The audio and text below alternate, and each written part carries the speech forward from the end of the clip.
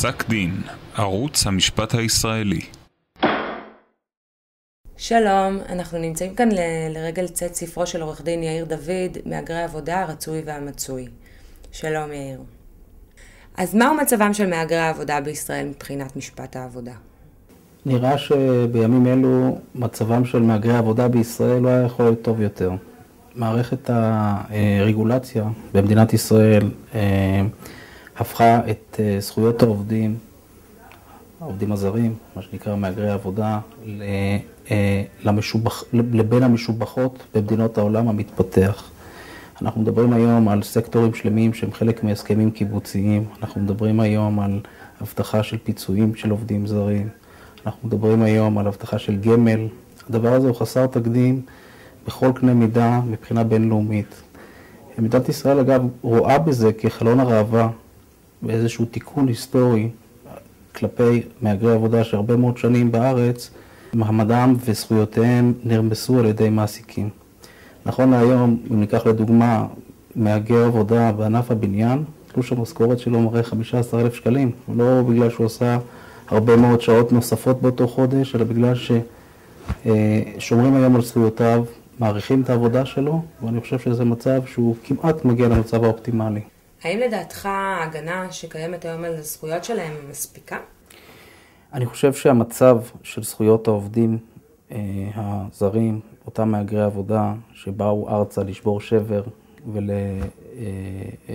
ולעשות לביתם, למשפחתם שנמצאת בנכר, הוא מצב אופטימלי, הוא לא מצב שבו אנחנו יכולים לומר שנעשה הכל, אבל בהחלט ההקפדה, האכיפה, הדאגה לזכויותיהם הוא במצב שהוא חסר תקדים גם ביחס למה שהיה נהוג בארץ בשנים עברו, וגם בהשוואה למדינות עולם מפותחות אחרות שמעסיקות עובדים זרים, מהגרי עבודה, ולכן אני חושב שאנחנו בהחלט יכולים בסיפוק היום לומר שהמצב הוא בהחלט טוב. ואתה יכול לתת לנו גם דוגמה לזכויות כאלה? לדוגמה, ניתן עוד פעם את ענף הבניין. שם יש חובה להעסיק מהגר עבודה בענף הבניין לפחות 211 שעות בחודש, בהתאם לנהלים שרשות ההגירה מוציאה. זה הרי זכויות שהן מעבר לזכויות שמוענקות היום לעובדים הישראלים בענף הזה.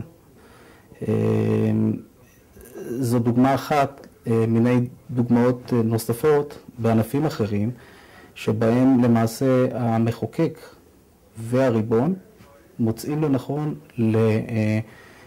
להוסיף על הזכויות הקוגנטיות בחוק הישראלי ובדין לאותם מהגרי עבודה, כדי להביא אותם למצב שבו הם ירגישו שיש תמורה הגונה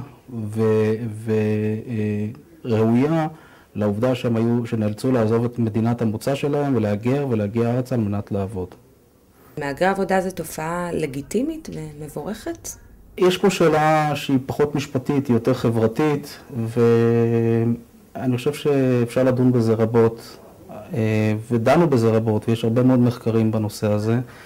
מסתמן שזו תופעה שהעולם צריך אותה היום, בעיקר מדינות מפותחות, שמעסיקות אוכלוסיות שזקוקות לפרנסה, הן בדרך כלל מקצועיות, והן באות לחסות על חוסר במשאבים ובכוח עבודה מקומי. אני חושב שהמצב, כפי שאמרתי קודם, המצב שאליו הגענו היום, לפיו הזכויות נשמרות בקפדנות, בכבוד, בהגינות, כלפי מהגרי עבודה, הוא מצב שמשקף סוג של אופטימיזציה בנושא של העסקה של העובדים הללו. תודה רבה לעורך דין יאיר דוד.